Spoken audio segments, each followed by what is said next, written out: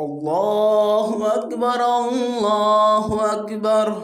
لا الہ الا اللہ واللہ اکبر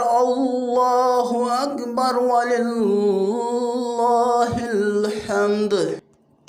تکبیرات تشریق 9 ذوالحجہ بروز منگل فجر سے نماز فجر سے 13 ذوالحجہ بروز ہفتہ بعد نماز عصر تک ہر فرض نماز کے بعد تکبیر تشریق 1 مرتبہ پڑھنا واجب ہے، یعنی کہ 20 جولائی منگل سے لے کر 21 جولائی بدھ جمعرات جمعہ ہفتہ یعنی کہ 24 جولائی کے عصر کی نماز تک یہ تکبیرات ہر بندے کے اوپر واجب ہے پڑھنا۔